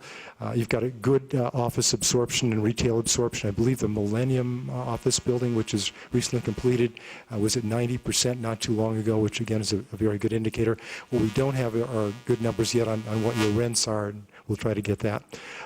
Multifamily housing construction, this is over the last, I think from 2002 to 2005, you were doing anywhere between 140 and 570 units per year just in multifamily in the county, which again is a pretty good indicator, especially when you get toward the larger numbers in terms of the ability to try to do condos and townhomes and better quality apartments. And you've got an emerging condo market. You're approaching $300 a square foot in sales prices for condos, which is very good for frame construction.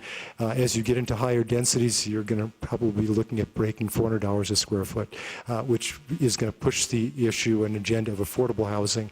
You'll need to find very creative tools and a mix of those tools to make sure that you're not just building high-end housing, but are really building a mix. So with that said, I want to close this out and try to offer some words of encouragement because you do have opportunities in front of you. It will take some effort between the public and private sector to achieve and realize these visions.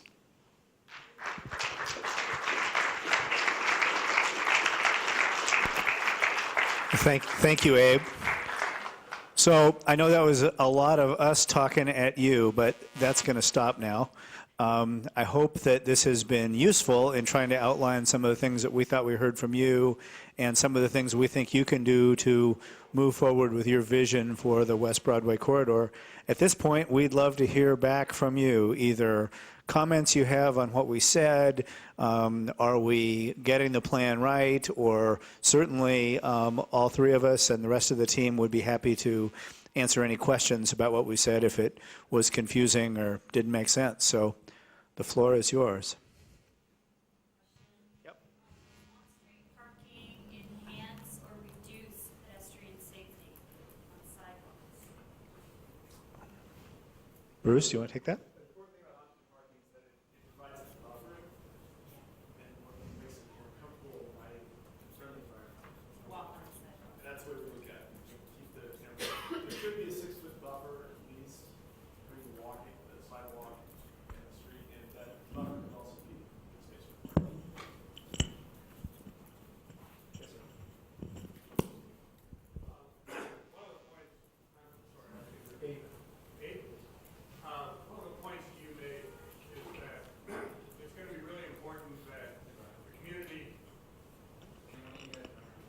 It's going to be important that the community do what it can to minimize the risk from the private development community. That raised a question that I puzzled over a lot in a previous life as a land use planner, and that is, does a private developer perceive more or less risk in an environment where a municipality does a plan and then implements that plan through zoning, and then the developers come to the municipality with their development proposals? Or does the private development community perceive it as more risky when a municipality does a plan and then holds off on the implementation of that plan through land use regulations until proposals come to it, and it responds to those proposals with land use regulations or zoning? Yeah, good question. My response would be, having been in this business for a while, it depends on what the zoning is. If the zoning is enabling zoning, such as mixed-use zoning or some of the commercial zoning that we understand you have, which does provide quite a bit of latitude for mixed use, that does provide the flexibility that a number of developers are looking for, and that can be very beneficial for the community. If the zoning ends up being too constrained, then you are more a victim of a lot of market fluctuations. If you have a zone that is strictly commercial and commercial lending has bottomed out, it may be a while before you can take the upside of that market. But if the zoning does enable a mix of uses, you'll get more activity from the private development community. Does that answer your question, or? Can you make it more specific?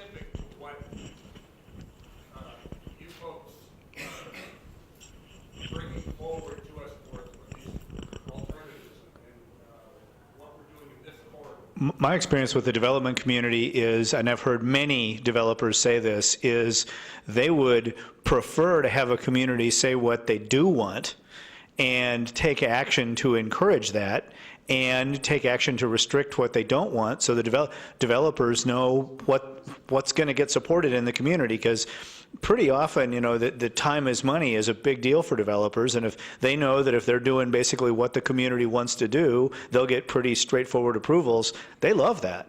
And people talk, Oregon has a statewide land use planning program which requires everybody to have a land use plan and zoning for every inch of the state.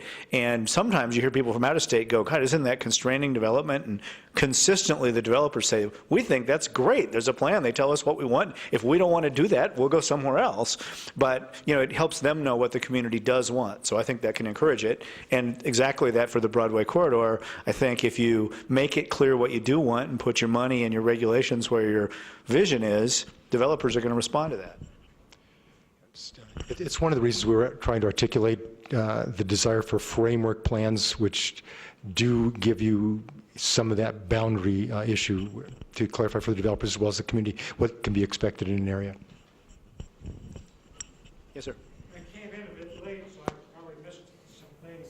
But I thought the focus was on the West Broadway corridor and what to do about it. Now we've gotten to all this big city type of development, and I know around Portland people are kind of more used to urban surroundings, but I was just wondering just how far we want to go to making Missoula such a big city, and also there's a constraint with air pollution. We get these inversions in wintertime, and also in more recent years a lot of more forest fires with smoke drifting in, and so with the present, our projected growth there, it just seems a matter of years before we start getting smog in the summertime from all the increased vehicles and the constraints of the topography.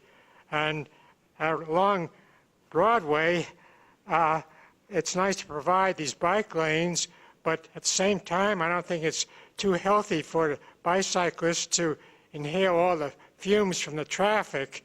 So I don't know if there's some way of routing the bikes farther away from the main Broadway corridor. But in regard to the present situation, as I heard mentioned, it is a bit confusing, both to, are also frustrating to both present familiar residents, year-round residents who are familiar with the situation, as well as visitors. During the summertime, the way heading from west to east at Russell, how the straight ahead signs lead onto Division into both Broadway and on Toole, and people trying to get into the correct lane. And similarly, as was mentioned, heading west where Orange Street is and separates out.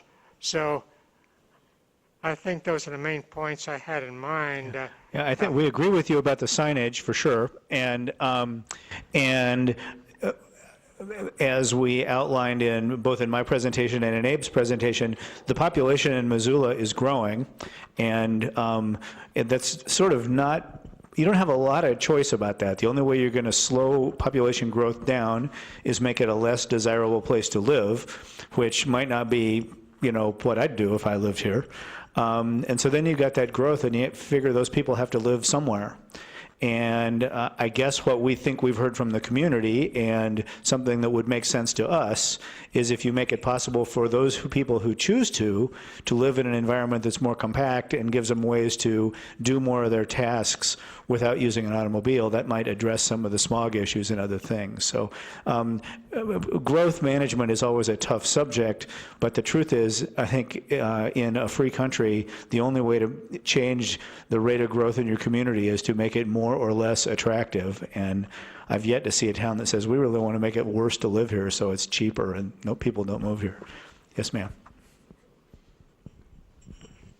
Thank you. I just wanted to just give a little, my background, I come from Detroit, which is on a beautiful river, and they decided years ago, centuries ago, to allow all residential along the river, except for a few pockets where the public was allowed to travel to the river to see it.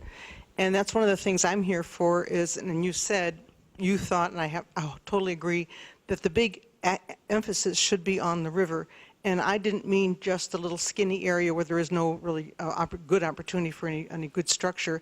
I meant also the west end of this area. I was thrilled by that one slide he showed with the boardwalk along the way, because if we put residential along that wonderful 19 acres, that closes it off forever and ever. And that's what happened in Detroit, and I can see that happening here. That was just, maybe we don't want 4,000 people coming every single day to that area, and that has everything to do with what is there. But the structure for people to be able to walk for a couple of miles or bicycle for a couple of miles, I think it's just a tremendous opportunity if we stick all residential in there. Point well taken, and I think one of the things those guys didn't tell me that I missed when I asked them if I missed something was we absolutely endorse a major green space all the way along the river for the whole length of the area that anybody gave us permission to plan for. We think it should be a special focus right in here, but certainly while we're suggesting that there already is residential up here and there's basically residential in here, we would think that could get more dense, but we absolutely would endorse and insist on a major public space that came all the way along the river so there was good connectivity all along, just like you said. As you were showing the 11 bullets earlier, things that you thought the community would like to see, I was impressed with the desire to provide buildings close up to the street and also to provide for appropriate parking, and kind of bringing those two together. I think it's very important that as parking develops, there was talk about encouraging structured parking where it's feasible. And as that happens, I think it is extremely important that the ground floor of parking structures be allocated to retail development. I think you talked about making more glass and making the roadway more interesting for pedestrians, and I think that's an important way to do that. Okay, good points.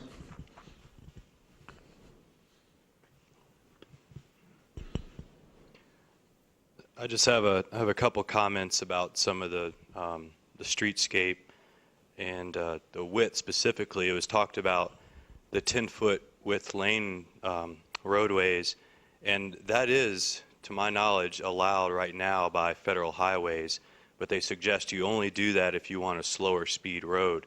The highway lanes on I-90 are 12 feet right now, and the state does like to have them 12 feet wide all through Missoula and all through Montana.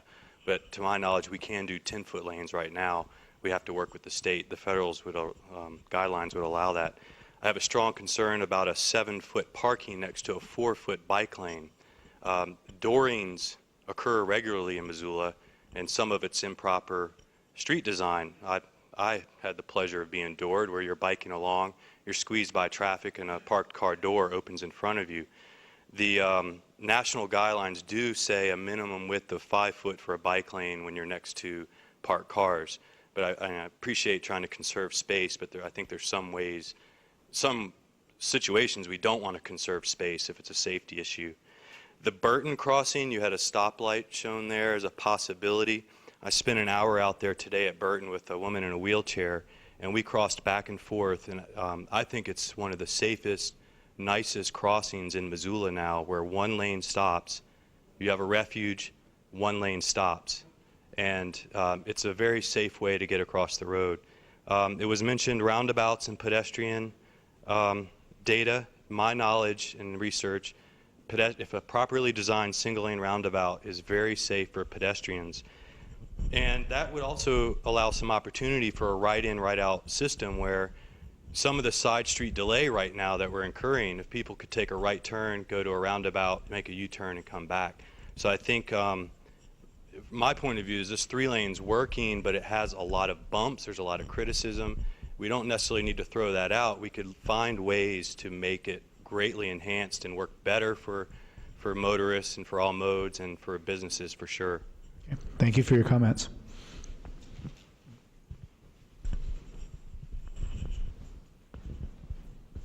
I wanted to point out a bias in your intersection illustrations. The 3-lane had no trees in it, and the 4-lane had nice, pretty trees in it.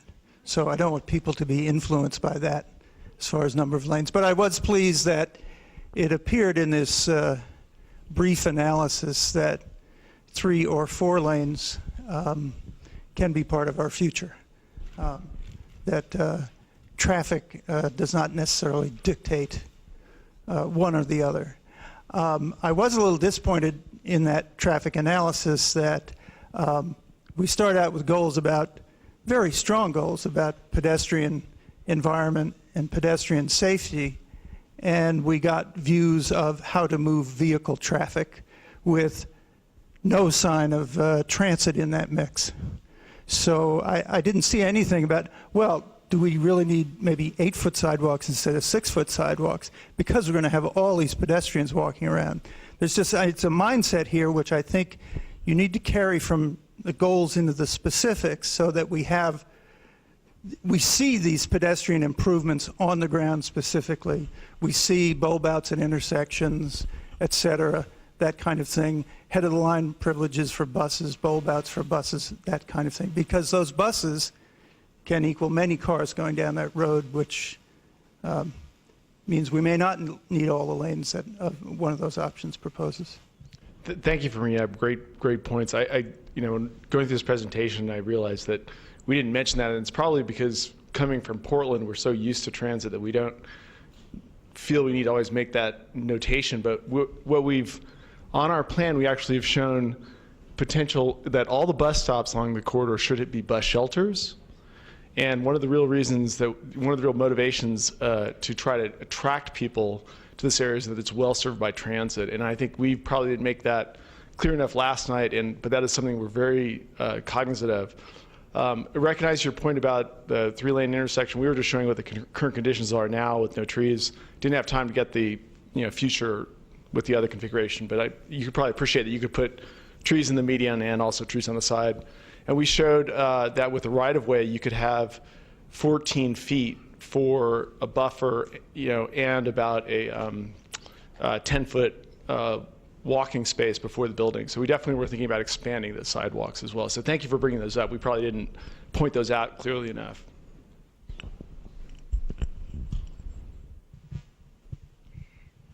I think, kind of to follow up on that, one of the things that I know we have really pushed this consultant team to do is to try to focus on the long-range vision of what this corridor can be, and try to not engage on the front end in the debate about 3 lanes versus 4 lanes versus 5 lanes or whatever, and how wide the lanes should be and whether bike lanes should be there, but let the land use drive this discussion. And we had a lengthy discussion this morning about it really is time to now start transitioning into the discussion of what transportation system is going to support this vision. So that they haven't had a lot of time to really explore it. This isn't a traffic study, and in Jeff's defense, he's used to having equations and models and trip generation. I told him he couldn't say that word again, so I'll say it.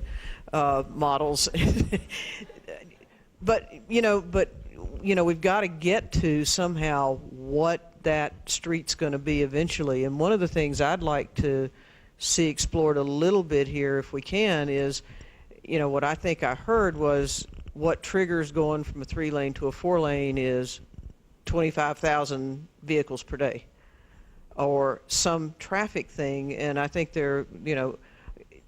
can we look at, talk about, think about if that's a cross-section the community wants, because obviously it has certain attributes that, with the median and that sort of thing, that a 3-lane will never have and a typical 4-lane doesn't have. Does traffic have to drive that decision? I might just pipe in too that, the way I envision this at this stage is I think maybe some research and some good discussion about really what is a 3-lane capacity and how all that fits together. I think that should be a next step in this process, and as we move towards a draft master plan, is certain typical sections associated with, ranges of volume. So I think there's some research to be done. It's fairly cutting edge. I mean, the jury's not out on exactly what the cutoff is. Oh, I'm sorry. But I guess the question I'm asking is, does capacity have to be the driving factor? And I think the answer is no. I mean, I think it's kind of this land use, pedestrian-friendly environment all comes into play, and I think that's, where Bruce and I put our heads together over the next month and figure that out. Brian, there's a hand over here that's just outside your field of vision and you're missing this. Oh. Head over that way. I'm sorry. My question is, with regard to the width of vehicles, the federal laws, the standards are a vehicle can be up to 102 inches wide. Many delivery trucks, buses, RVs are 102 inches. That's 8.5 foot. Then they have mirrors that stick out from that. The mirrors tend to be 8 inches to 12 inches on each side. So within the Portland area where you have 10.5 foot drive right-of-ways, how many mirrors are you buying, or how many mirrors are the people breaking as they go side by side down the road? I can't answer that question. I'm actually from Helena. But I can tell you, I grew up in Seattle, I grew up in Ballard, which there's a lot of similarities between the street that was in our urban area and what this could become. And you're right, it's narrow. And, I can't guarantee you that traversing over into the adjacent lane doesn't happen. People drive a little more aggressively. I mean, people are a little more used to the urban condition. All I'm saying is, right or wrong, if the community wants to head that direction with 10.5 foot lanes, the precedent is there. And I actually picked 10.5 feet for this, Bruce and I did, because that's a precedent that we see in other urban areas. That's not to say you can't go down to 10 feet. But I've designed, when I was a design engineer, I've designed a 10-foot roadway, and maybe it was the wrong context, but I didn't like that 10 feet. It was just a little too narrow. But certainly, downtown Ballard, downtown Portland, delivery trucks are making their deliveries. Sometimes they're, maybe not doing it as we, would envision, just with these rear mirrors that you're talking about, or outside mirrors. But the precedent's there, and it's being done. It really is a community vision. I told Jay to punch me out if I said anything about Portland, but you did ask a direct question. I live in Portland. I live in central Portland. The street I live on is 22 feet wide. That's 2 travel lanes and 2 parking lanes. And it functions pretty well. Now, it's a residential street, and when there's 2 parked cars, one car's got to go before the other to get through there. It's the only way it can happen. On the other hand, the streets in the downtown and most other areas function pretty well, and I'm sure you're right, people are buying mirrors occasionally, but I've never seen anybody in 40-some years of living there, I've never seen a collision of mirrors on the street, so I don't know what the data is. Yeah, thanks a lot for bringing that up. Just to add in, I recently wrote an article about how to design, what's the minimum width for emergency response, and those, of course, you could imagine would be the widest possible vehicles you could get, plus you need to have access to the side doors. Now, one thing to keep in mind is that if you're a freight truck with a high mirror, you're going to be much higher than most things you're going to pass. A car, do you know how wide a car is? A car is usually about 6.5, maybe 7 feet. So and 2 cars moving side by side with 21 feet is actually enough space. And we also need to remember that what we're trying to do is provide access, and we also, you get your maximum throughput at like 35 miles an hour. So we're trying to also, again, sort of allow mobility through the corridor, allowing access to downtown, but also to make sure that it's moving at a moderate speed, at its most efficient speed. So we were thinking about the width of vehicles, and thank you for bringing that up.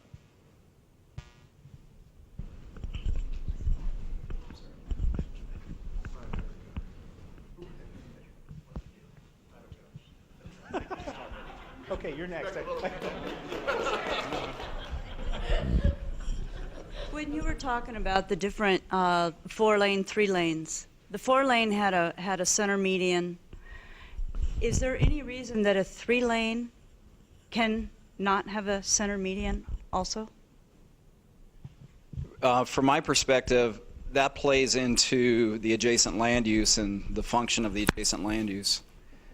If you're talking about a 3-lane section without these, pushing the buildings up front and increasing the density, then I'd say no, the median probably can't work because we're still in the business of trying to provide access into those businesses.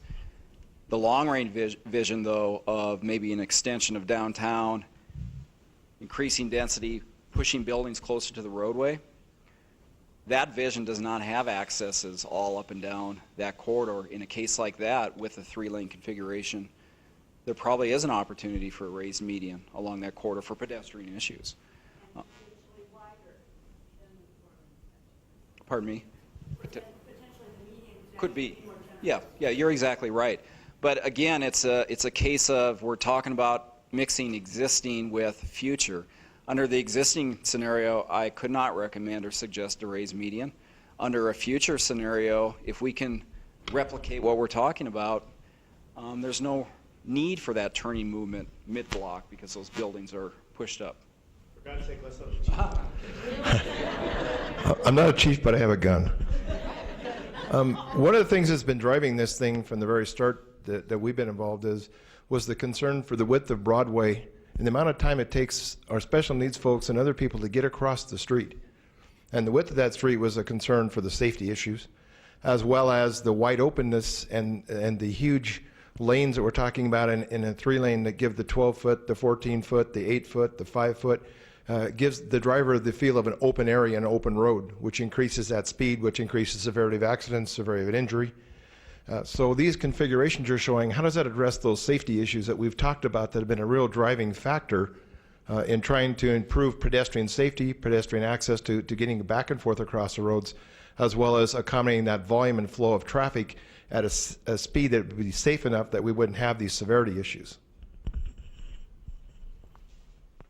Again, for the type of corridor we're looking at being an urban corridor, we're looking at a target speed of about an average 35 miles an hour moving down the corridor, and studies have shown that is, as I showed at the last public meeting a couple months ago, that's the maximum you can attain for throughput. Most vehicles get through, so we don't need to have people moving fast. We just have to accommodate them moving at a regular speed. Studies have shown, there's been some recent research done that show that when you have street trees, buildings up close to the street with a relationship to the street, and also even people walking along the street, that drivers they drive a little more safely, a little more carefully, they drive a little more slowly. When it's wide open and if you're driving down West Broadway today, even if it is on a road diet, it's just wide open and there's nothing slowing you down. So the research shows that actually there's lower accident rates with one, the presence of pedestrians, two, what they call livable streetscape treatments, such as buildings close to the street, nice complexity and architectural detail, and even street trees, that drivers actually drive with more care and caution, and you have lower accidents. So the idea is we're telling a story to people that this is a street, yes, we're providing access, but it's one that you should drive slowly and enjoy it.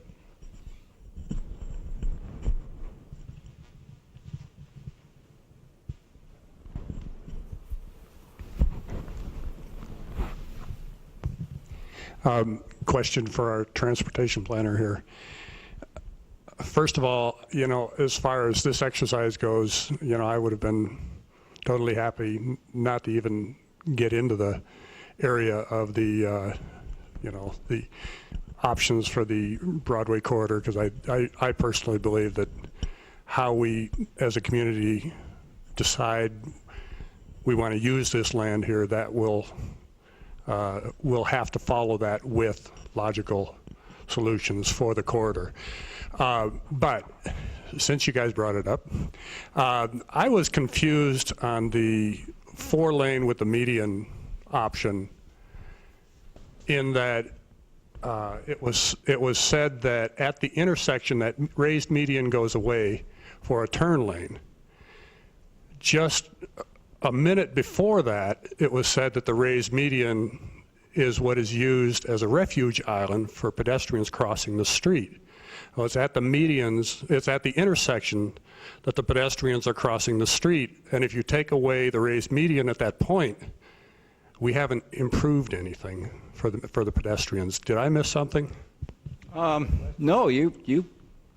That was very astute. It's not so much you missed something, it's just that I didn't say something. You're right. When you get to an intersection, you need to provide this left turn bay. And the way you do it is you remove the median, you transition to that left turn bay, and if you're going to keep the same roadway section, you have to do other things. And typically what you do is you remove parking as you approach the intersection for 30, 45 feet back. So removing the median at the intersection for left turn bays does not improve pedestrian safety. So where we try to make that up is typically with some curb bulb outs to try to reduce the distance that a pedestrian has to cross. Now, we're talking about this at major intersections. I don't know that I talk about this at every single intersection along the West Broadway corridor 20 years from now. It would be at intersections where we have a major activity center, like the node at Burton. If that node could develop the way we envision it, that's going to be a major attractor, not only for potentially needing a left turn bay, but also just really creating vibrancy there. Now you go down the street a ways, you may not need a left turn bay. And so that's an example where if the median option was a preferred option 20 years from now, that's an example where that would help to improve pedestrian safety. So it's really at the major intersections where we drop medians, where we're providing left turn bays, and we try to make up for that with curb bulb outs to reduce the crossing distance. I guess that's how I'd respond to that. But the pedestrian still has to wrestle with 4 lanes of traffic going 2 different ways, even with the bulb. Only at the signalized major intersections. I mean, they're going to have traffic stopped where they can go across that at the major intersections. I'm thinking like Orange Street. I'm thinking like Russell Street, even though we have other issues there.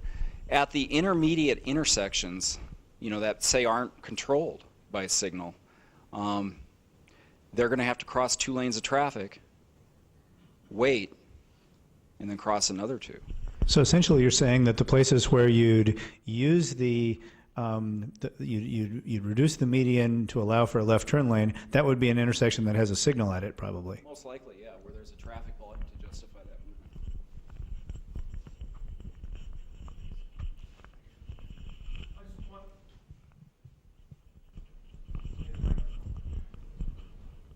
movement. Is there an opportunity for running the median through some of the minor intersections? Will you review that and propose that as a long-range plan? In other words, certainly the median has to stop at the major intersections.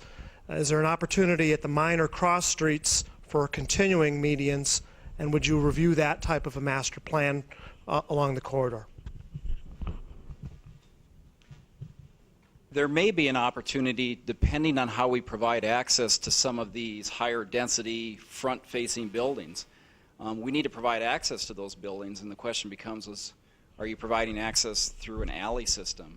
If that's the case, you have to provide some way to get to that alley system. Is it reasonable to say, well, come off Orange and take that alley behind the city coffee shop or whatever and chase that 3 blocks down the way?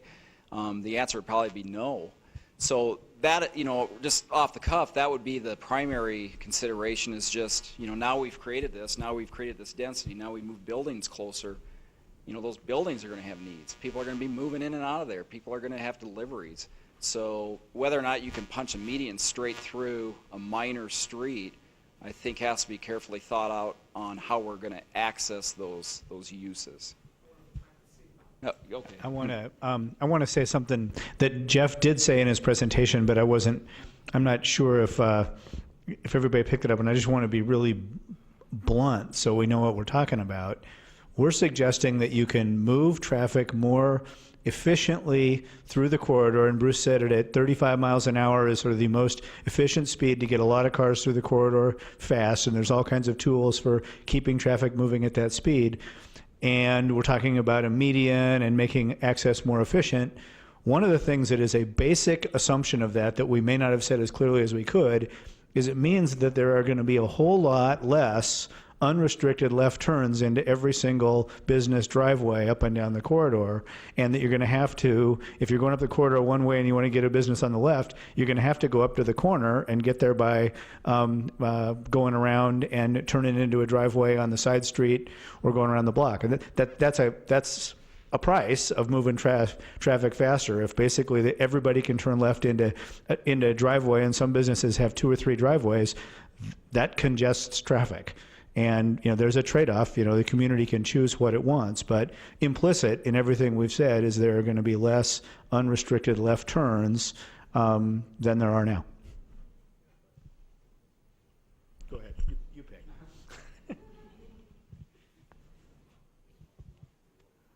While we're planting seeds, I want to plant one. Something that's always bothered me is the Toole and Broadway intersection is just so dangerous, and it's also causing the problem, the short distance from the transition from Russell to Toole. I've always wondered why we just didn't shut Toole at that intersection and just get rid of that intersection, and then that transition doesn't have to happen, or tell Burton. People can make a left turn on Burton if they want to get to Toole. So that's a seed that I wanted to throw out there. It's an interesting thought and would certainly calm traffic on Toole. We did observe today about 11:30 this morning. We weren't trying to get any scientific data, but we were out taking some pictures and standing there and watched pretty much traffic coming inbound on West Broadway. And I'd say 60% of the cars that went through the Toole intersection turned onto Toole. So a lot of people are making that turn. So restricting that would change traffic patterns dramatically. There was another hand over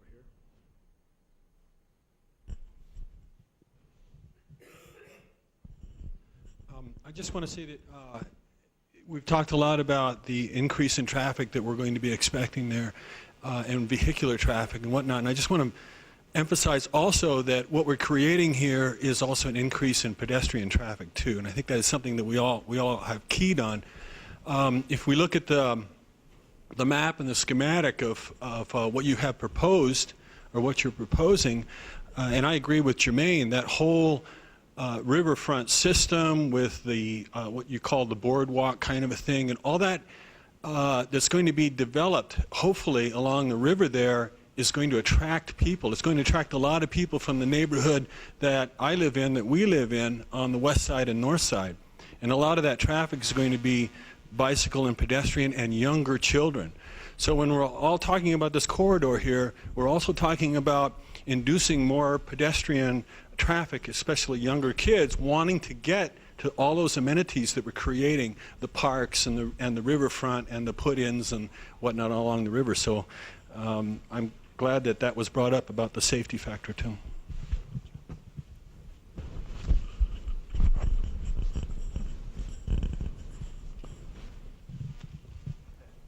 Is this in your contract?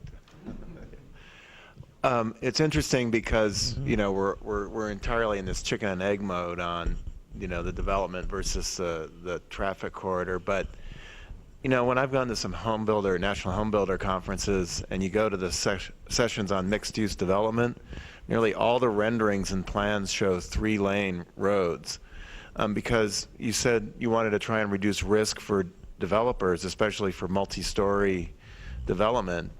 And what I've found is that they'll typically market, the people that they're marketing to, whether they're going to buy or rent in the residential, are going to want to look out at not 4 lanes of traffic. They're going to want to look out at something 3-lane, maybe with the raised median, maybe with trees in the middle.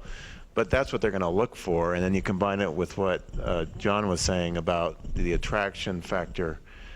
So I do think it goes back to what Ellen said about, is traffic capacity going to drive this?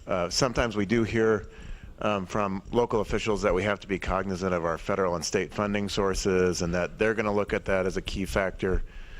But really, if this is the kind of concept that you're going to work with, and if you're going to bring back a plan in April that looks at this kind of approach, then then traffic capacity is going to diminish, I think, as the key factor in looking at whether you go to 3 or 4 lanes.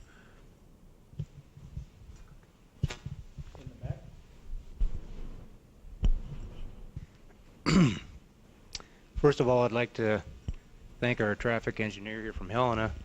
I'm not an engineer, but I really could understand what he was saying tonight, and I appreciate that. Thank you. I also want to kind of enhance what the fella the other side of the room said there. I'm not so much interested in what the street, that's going to take care of itself, but the real important thing that I see in this corridor is going to be along the river, and that's come out in this plan. I noticed what you did in Portland, the river place. I think Missoula can do a better job than that. It's nice what you showed, but it could be aesthetically a lot nicer even than that. And the very first meeting we had at the Broadway Inn, it came out that we wouldn't be able to keep a walkway along the river all the way on the north side of the river. I disagree with that. That should be a priority for this community. It's good, like the fellow said, it's going to really keep it safe for children. People will get out and see their neighbors. It will make a really enhanced livability of this community. Let's keep the view of that in mind, and the lanes will take care of themselves. Good for you. I don't remember it coming out that we couldn't do that. Certainly there is some private property along the river, and there's some issues with getting that access and right of way, but we agree with you completely that corridor through there along the river is important. I just wanted to make a couple of observations as a member of the MRA board. And to start by saying that I think the work that the consultants have done has really been extraordinary under very challenging circumstances.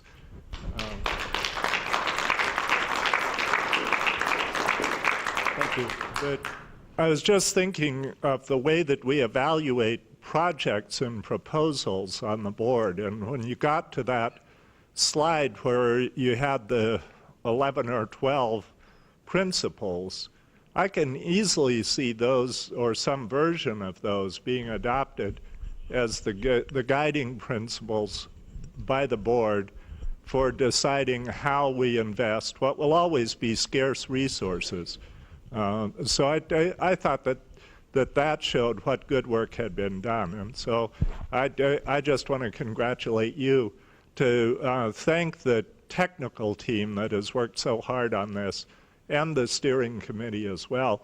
But maybe above all to thank the citizens who have put in so many hours on this and done it with such goodwill and such good grace. We hear sometimes that Missoula has sort of lost its capacity to work together, and I don't think it's true. This is hard work. It's really hard to make a city work well, and especially in a very challenging area like this.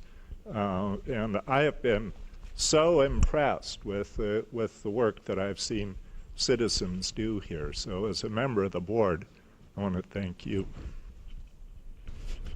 Well, thank you. Can I end the meeting right now?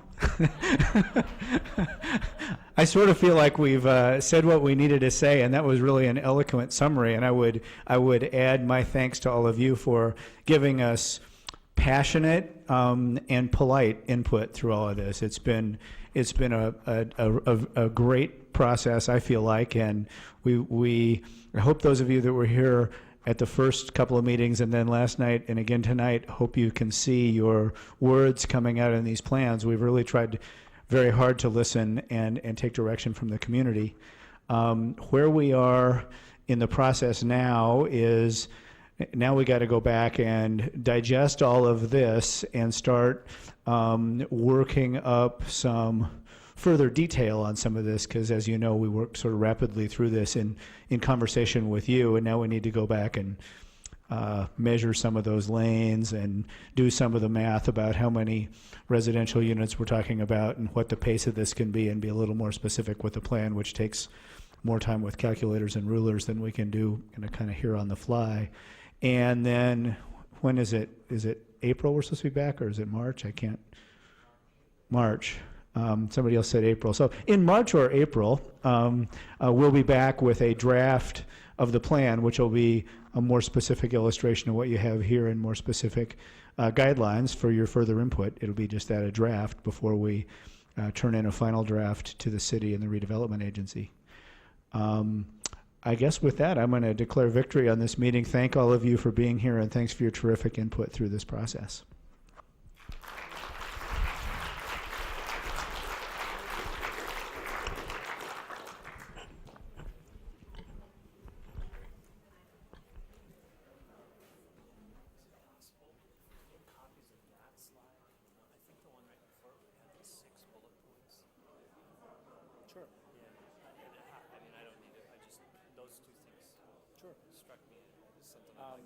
Do you have a card or email or something? Probably be the. Just wanted to mention to you, you were talking about 60% of the cars turning onto Tool Street for that intersection. Not all of those were voluntary turns. They were there turning because they were looking for people on the street. We understand that that's part of the issue, but it was an interesting. I mean, we'd been talking about just that, and then we were standing out there and we said, "This isn't a few cars. It's." I mean, it was also just a moment.